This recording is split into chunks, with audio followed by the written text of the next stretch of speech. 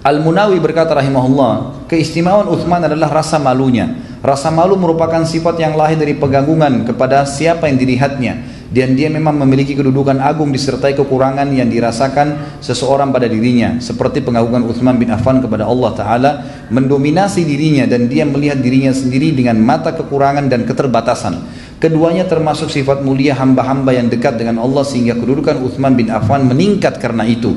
Selanjutnya makhluk Allah yang khusus pun merasa malu kepadanya seperti para malaikat. Kita lihat di sini sabda Nabi SAW yang lain dalam sebutkan oleh Abu Nuaim dalam kitab Al-Ihya, disahihkan oleh Syekh Albani di halaman 1 nomor hadis 56, dan Syekh Albani menyebutkan di Sahih Jami' nomor 3977. Kata Nabi SAW, Uthmanun ahya ummati, Uthman adalah umatku yang paling pemalu, yakni paling besar rasa malunya. Rasa malu merupakan sumber adab kesopanan. Ada yang mengatakan Uthman bin Affan tidak pernah meletakkan tangan kanannya pada kemaluannya semenjak membaiat Nabi SAW. Tentu dalam menanggapi masalah ini, ikhwah-ikhwat sekalian, banyak orang subhanallah dia yakin ada syaitan, dia kadang-kadang takut, dia kadang-kadang merinding, dia kadang-kadang takut sama syaitan. Ada orang lebih parah, manggil-manggil syaitan seperti pada dukun-dukun gitu kan. Tapi mereka pun, kita tidak bicara dukun-dukun yang sudah kufur kepada Allah, orang-orang yang takut pada syaitan nih, kadang-kadang dia merasa merinding, merasa takut kalau jalan sendiri gelap. Kenapa dia tidak yakin juga bahwasanya di sekitarnya ada malaikat, sebagaimana dia yakin ada syaitan?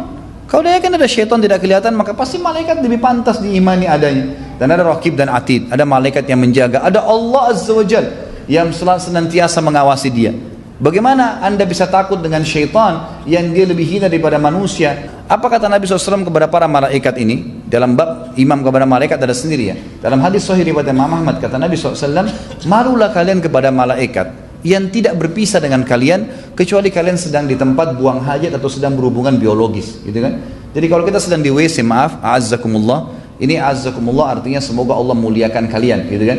Biasanya orang-orang Arab itu kalau menyebutkan tempat-tempat kayak WC itu sering menyebutkan doa seperti ini, semoga kalian dimuliakan oleh Allah. Itu sangat positif ya. Jadi kalau kita lagi di WC, a'azzakumullah, kemudian kita lagi berhubungan biologis, baru pada saat itu Raqib dan Atid ini pindah, menjauh sedikit. Kalau enggak, selalu ada sama kita.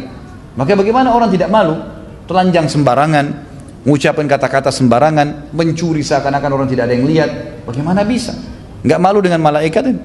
Maka kata Nabi SAW juga, hati-hatilah dan malulah dengan para malaikat Allah yang tidak, yang juga terganggu apa yang mengganggu kalian. Jadi bau busuk misalnya, malaikat itu suka dengan bau wangi, suka dengan kata-kata yang baik. Malaikat makhluk Allah SWT ada. Karena bukan karena tugas mereka akan tinggalkan orang-orang yang bermaksiat, tapi karena tugas Allah SWT, maka mereka menjaganya. Dan Uthman bin Affan sangat faham masalah itu, sampai para malaikat pun malu dengan Uthman bin Affan. Ada kelebihan lain luar biasa, ini tidak semua juga sahabat lakukan, ada cuma beberapa sahabat. Ikhwas sekalian, kalau anda yang hadir di sini dan mungkin saya juga, Allahu a'lam, kita punya kekurangan di sisi Allah Subhanahu wa taala memang. Kalau kita masih kurang dalam membaca Al-Qur'an, perhatikan ikhwas sekalian. Kalau antum cuma baca Ramadan sekali, baca Al-Quran itu pun baik kalau khatam, atau mungkin antum cuma baca sebulan sekali, anggaplah seminggu sekali antum bisa khatam. Pertemukan dengan bacaan Quran kita itu dengan Uthman bin Affan radhiyallahu anhu. Bagaimana bacaannya dia? Apa kata Uthman? Apa dikatakan dalam riwayat? Abdurrahman ibn Uthman At-Taimi berkata, aku berkata, ini seorang sahabat, seorang tabi'in, maaf. Dia lagi sholat di zaman khilafahnya Uthman bin Affan di masjid, dan dia memang ingin menjadikan target tempat itu sebagai tempat sholatnya. Tempat ini kebetulan tepat di belakang posisi imam, gitu kan? Biasanya kalau khalifah datang atau pemimpin datang karena akan jadi imam, dikasih tempat itu sampai iqamah sholat baru dia maju ke mihrabnya, gitu kan?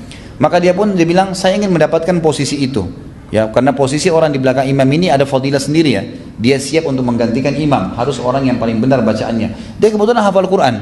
Maka dia bilang pada saat saya akan takbir, tiba-tiba saya merasa di pundak saya ada yang menepuk. Lalu kemudian saya balik, ternyata dia adalah Amir Mu'minin Uthman bin Affan. Maka saya pun minggir memberikan posisi itu padanya. Lalu kemudian dia sholat 1 rakaat, dan dalam 1 rakaat dia membaca 30 juz. 1 rakaat nih 30 juz 1 malam. Lalu kata Abdurrahman, ya Amir Mu'minin, anda tadi sholat cuma 1 rakaat, maksudnya sudah sampai azan subuh nih 1 rakaat.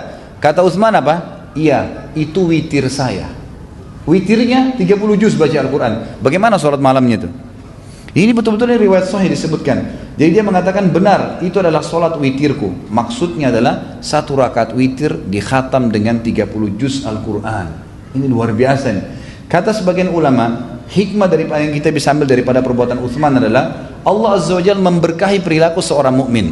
Kalau dia terbiasa dengan satu perbuatan rutin dikerjakan, maka akan jadi ringan bagi dia. Misal, seseorang biasa puasa Senin Kamis, maka jadi ringan buat dia. Bahkan mungkin kalau dia sudah rutin kerjakan, dia akan dibukakan oleh Allah merasa mampu untuk mengerjakan puasa-puasa yang lain, gitu kan? Beda dengan orang yang sama sekali tidak pernah mengerjakan puasa itu. Sama halnya dengan orang pada saat sering membaca Al-Quran. Berat kalau di awalnya dipikir, tapi kalau kita rutin kerjakan, nanti Allah akan berkahi. Yang tadinya sebulan sekali khatam, nanti jadi seminggu sekali.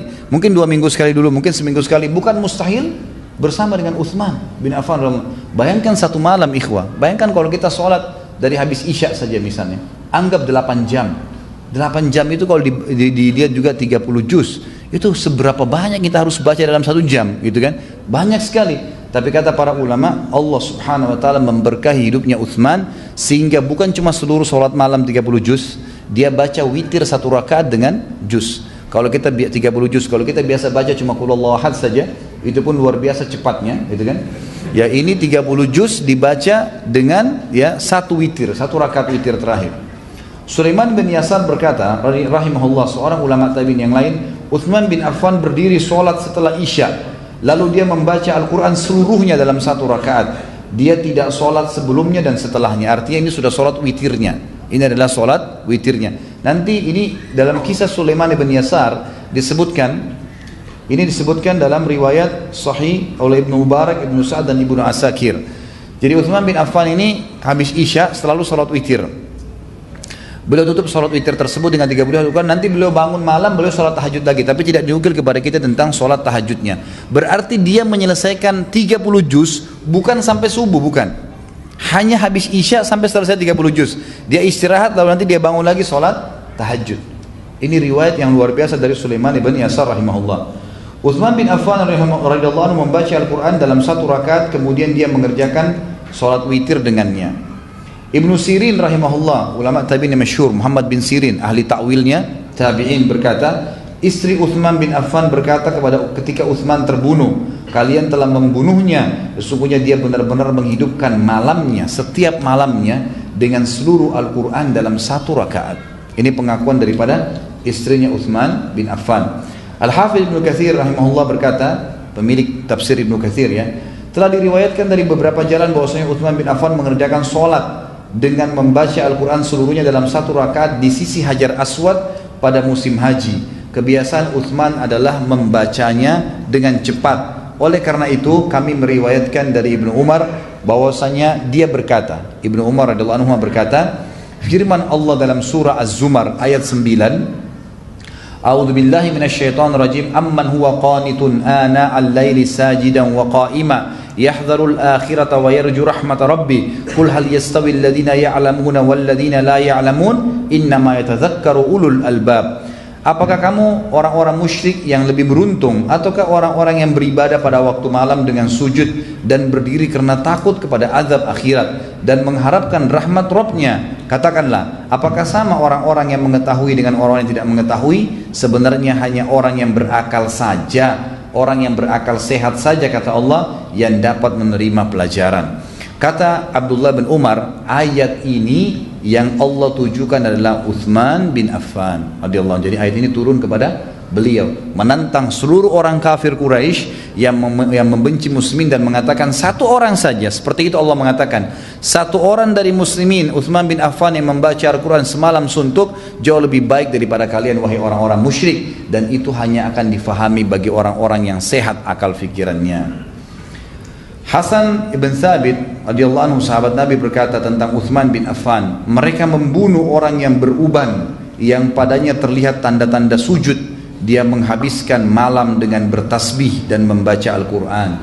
Imam Nawawi rahimahullah berkata dalam kitab Tibyan halaman 55, di antara orang-orang yang mengkhatam Al-Quran dalam 1 hari 1 malam adalah Uthman bin Affan, Tamim Ad-Dari, dan juga Sa'id bin Jubair, Mujahid dan Asy-Syafi'i. serta yang lain-lain. Artinya ada orang-orang yang mengikuti jejak Utsman bin Affan, termasuk dari sahabat Tamim ad-Dari, kemudian dari tabi'in Sa'id bin Jubair, Mujahid dan Imam Syafi'i dari tabi'in. Dengan ini juga mereka mengkhatam Al-Quran. Utsman bin Affan kalau ingin bangun malam, walaupun beliau jadi khalifah, tidak pernah membangunkan satupun dari keluarganya untuk membantu menyiapkan air wudhunya, ya, jika dia bangun malam untuk sholat, kecuali jika yang bersangkutan memang telah bangun. Dia berpuasa terus menerus sampai dia disalahkan, mengapa engkau tidak membangunkan sebagian pelayanmu agar bisa melayanimu pada saat sholat malam? Maka Utsman menjawab, tidak, malam adalah waktu mereka beristirahat. Dari Al-Hasan rahimahullah, Hasan Basri maksudnya, beliau berkata, Utsman bin Affan berkata, "Lau anna qulubana tahurat ma syabi'na min kalami rabbina wa inni la akrahu an ya'tiya alayya yawmun la andaru fil mushaf." Ini kalimat luar biasa ikhwah sekalian. Saya ajak diri saya dan antum sekalian, mulai sekarang bubar sebentar dari sini, jangan pernah lewat sehari tidak baca Al-Quran. Lihat fisik Al-Quran. Apa kata Utsman? Seandainya hati kita bersih, niscaya kita tidak akan pernah kenyang dari firman Rabb kita. Sungguh aku tidak suka melewati satu hari pun tanpa melihat mushaf, membaca Al-Quran dengan melihat mushaf. Padahal beliau hafal, ya, beliau menghafalnya. Imam Syafi'i juga mengatakan rahimahullah kepada ulama-ulama yang ada belajar pada beliau waktu itu di Mesir, sambil membawa Al-Quran, beliau mengatakan, sungguh masalah-masalah fikih telah menyibukkan kalian dari membaca kitab ini. Artinya ini lebih penting baca Al-Quran daripada kalian sibuk dengan ilmu saja dan lupa membaca Al-Quran. Berapa banyak ulama begitu, ceramah sana sini tapi tidak pernah mengenalkan diri dengan Al-Quran, tidak pernah membacanya, tidak pernah mengambil kesempatan untuk membaca, padahal dengan membaca pahalanya banyak dan menenangkan hati seseorang.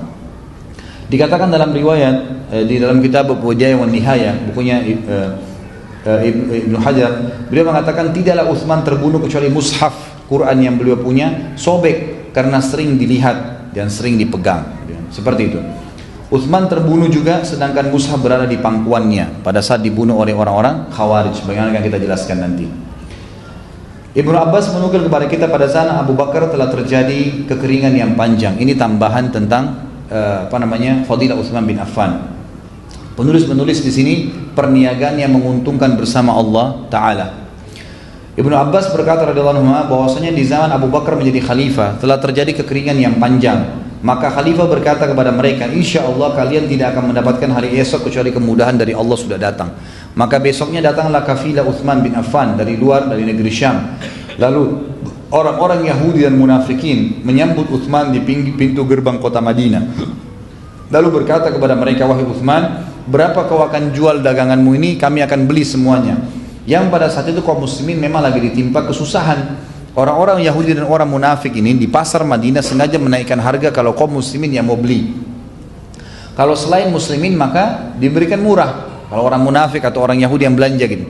Maka Utsman Affan ingin membalik kasus tersebut, menghinakan orang-orang Yahudi yang memang sengaja dan orang-orang munafik yang menyusahkan kaum muslimin. Apa yang Utsman lakukan? Utsman bin Affan mengirim kafilah ke negeri Syam yang sangat banyak jumlahnya. Kemudian mendatangkan kafilah tersebut ke Madinah dengan penuh semua perlengkapan kebutuhan sehari-hari, apapun sifatnya yang dibutuhkan pada saat itu. Kemudian setelah datang pada saat tiba di Madinah, maka orang-orang Yahudi dan orang munafik menahan kafilah tersebut karena lihat besar, lalu berkata, siapa pemilik kafilah ini? Maka datanglah Utsman yang menggunakan baju, dikatakan dalam riwayat ini, yang menggunakan selendang, jubah yang diikuti dengan garis-garis. Kemudian Utsman pun berdiri mengatakan, saya, apa yang kalian inginkan? Mereka mengatakan, kami ingin membeli darimu wahai Utsman, berapa engkau menjual? Maka Utsman berkata, berapa kalian akan beri keuntungan untukku? Mereka menjawab, setiap 10, 12. Maksudnya dua kali, setiap 10 berarti dinaikkan jadi 12 ini nilainya, gitu kan? Maka Utsman berkata, ada yang berani lebih? Mereka berkata, setiap 10 dengan 15. Artinya 50% keuntungannya. Utsman berkata, saya ingin lebih. Siapa yang berani lebih? Orang-orang mengatakan, siapa yang lebih berani wahai Utsman? Sedangkan kami adalah pedagang di Madinah. Dalam riwayat dikatakan ada seorang Yahudi yang berani menawar 5 kali lipat dari harga dasar produk-produk Utsman bin Affan. Lalu dia mengatakan, hai Utsman, tidak ada lagi orang yang bisa menawar lebih daripada itu. Kata Utsman, ada. Kalian ingin tahu siapa? Maka Utsman pun menyuruh seluruh pegawainya yang memegang tali-tali kekangan unta tersebut yang dalam beberapa athar disebutkan 100 kafilah.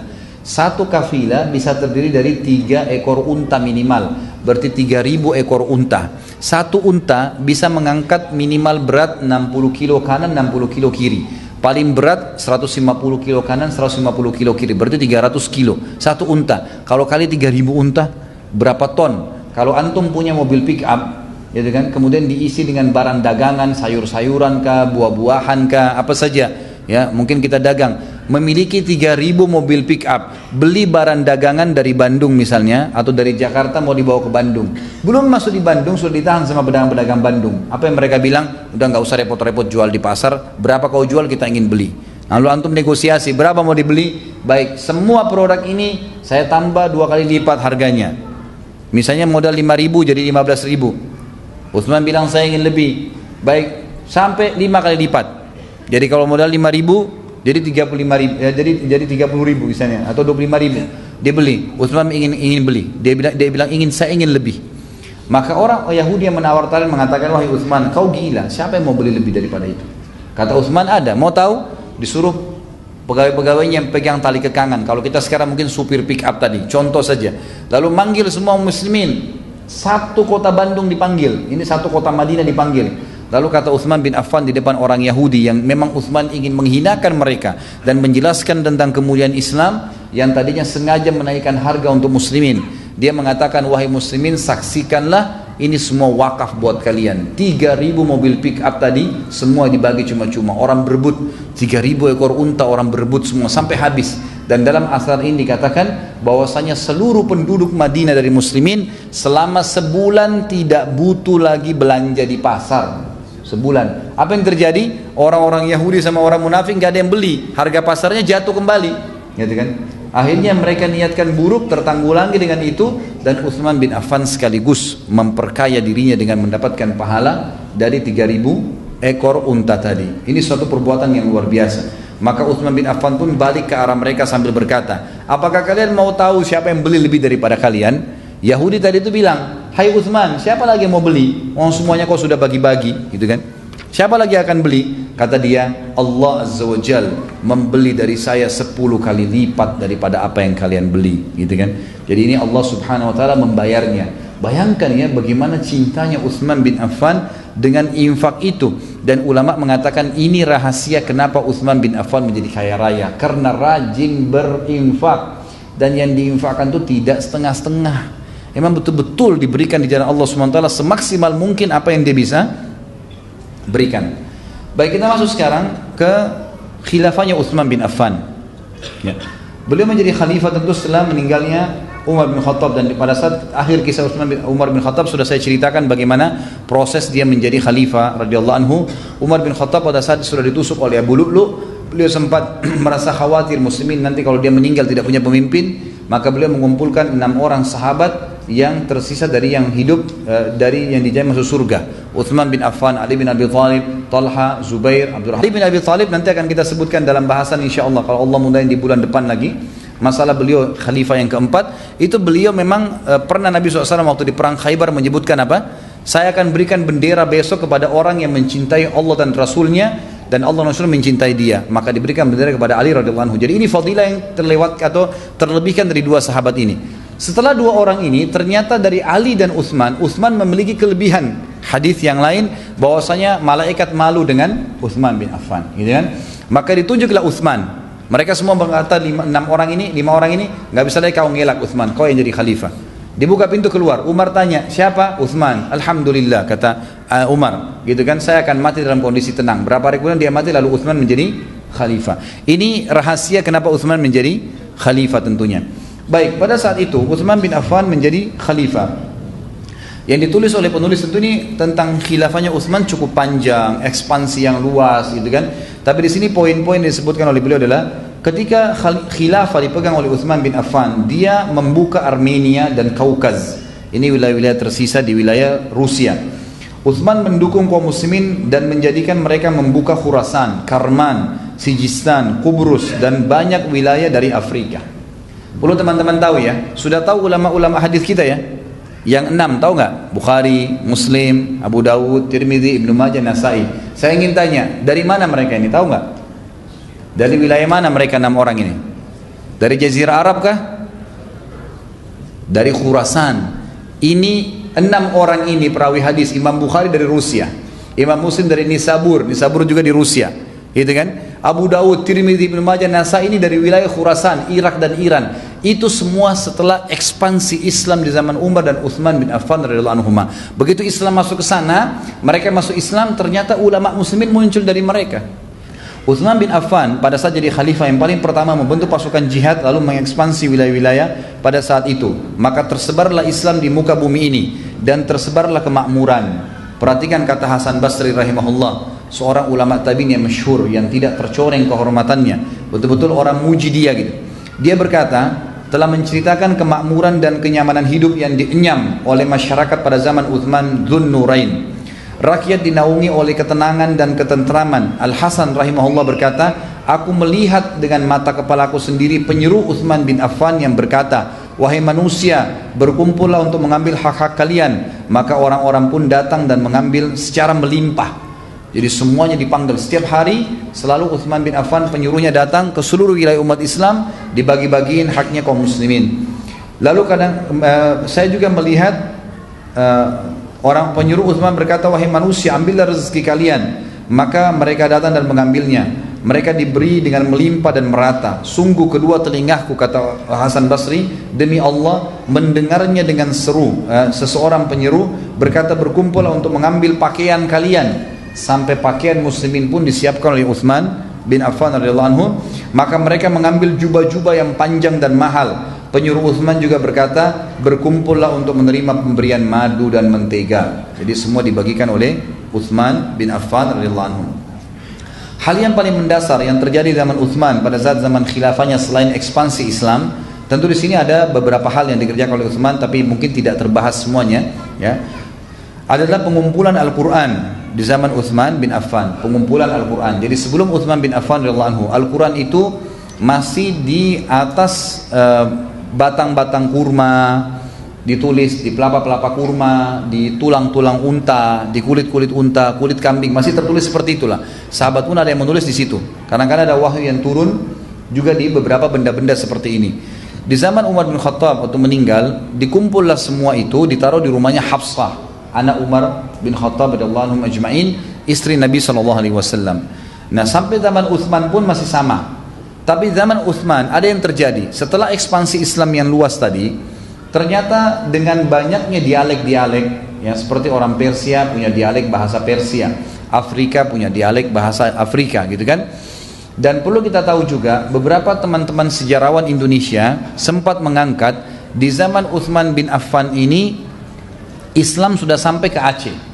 Islam sudah sampai ke Aceh, dan itu ada sejarahnya. Bagaimana ada utusan Utsman bin Affan dari tabi'in yang datang, dan kalau tidak salah ada beberapa yang punya kuburan di Aceh.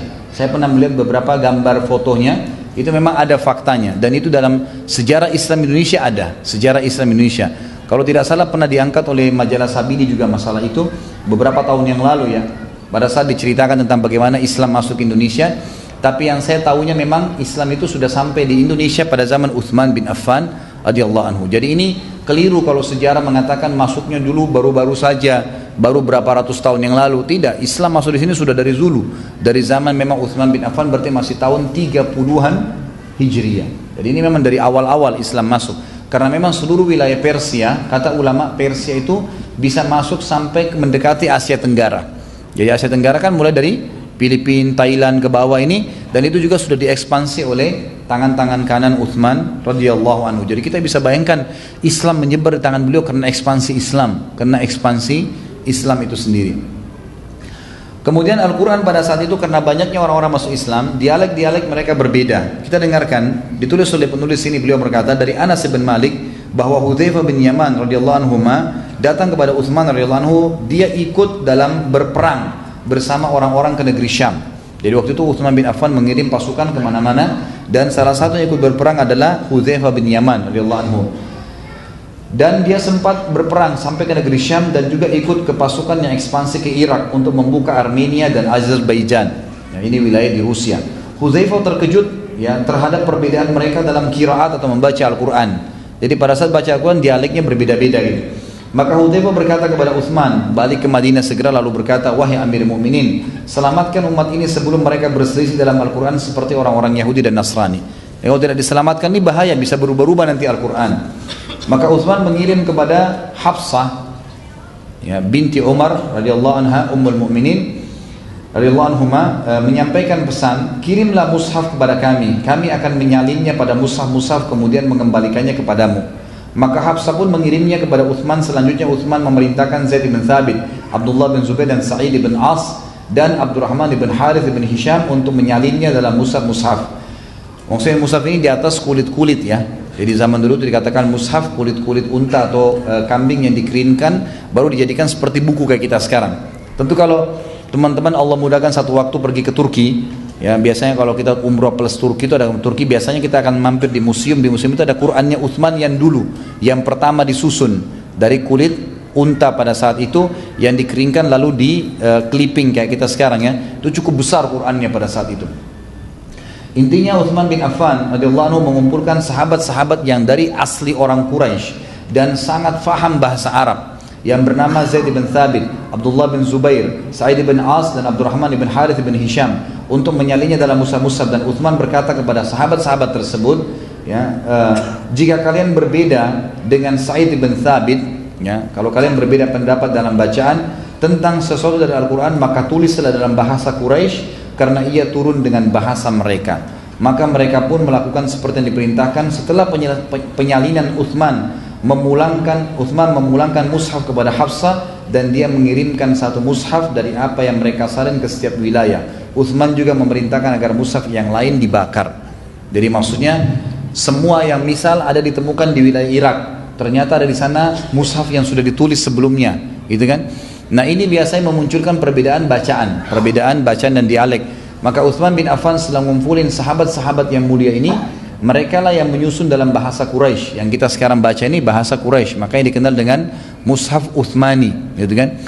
Maka itu disusun dalam bahasa orang-orang Quraisy. Setelah itu Utsman bin Affan menulis, ya, beberapa banyak, gitu kan, lalu disebarkan di sebuah wilayah Islam. Wilayah ini dikasih, wilayah ini dikasih satu-satu. Yang lain semua dikumpulkan lalu dibakar oleh Utsman, yang akhirnya membuat fitnah bagi kaum muslimin. Itu yang terjadi. Utsman bin Affan juga di sini disisipkan sedikit dari masalah kenapa pada saat itu berhasil mengekspansi Islam. Kenapa pada saat itu Utsman bin Affan bisa membuat keadilan, menyebarkan keadilan. Kenapa Utsman bin Affan juga dimaluhi oleh malaikat. Sudah kita jelaskan di awal, mungkin karena dia malu dan seterusnya. Tapi penulis lebih kerucutkan mengatakan karena Utsman bin Affan sangat takut dengan Allah Subhanahu wa taala. Dan rasa takutnya dengan Allah ini mengalahkan segala sesuatunya yang ada di dirinya, yang ada di dalam dirinya. Sampai-sampai Utsman setiap kali berdiri di sisi kuburan pasti beliau menangis sampai seluruh jenggotnya basah. Utsman ditanya tentang hal tersebut, engkau teringat tentang surga dan neraka, engkau tidak menangis. Surga neraka lewat, iya, tidak menangis karena sering membaca ayat. Tapi setiap kali melewatin kuburan pasti engkau menangis. Dalam riwayatnya dikatakan beliau pernah baca tentang ayat kuburan lalu pingsan, gitu kan? Digebyur dengan air oleh para sahabat, bangun. Kata mereka, siapa engkau hai Utsman? Ada apa kau sampai pingsan baca ayat tentang kuburan? Bukankah Rasulullah SAW sudah menjamin bagimu surga, gitu kan? Untuk apa kamu takut lagi kuburan? Nah, kuburan itu cuma pintu untuk ke sana. Apa kata Utsman? Benar yang kalian ucapkan. Nabi SAW sudah menjamin bagiku surga. Tapi Nabi SAW tidak menjamin bagiku kuburan. Bisa saja aku disiksa dulu di kuburan baru masuk surga. Siapa yang bisa menjamin? Bayangkan ya, sampai seperti itu pekah keimanan Utsman bin Affan. Dan beliau berkata, Al-qabru awwalu manzilin min manazil al-akhirah.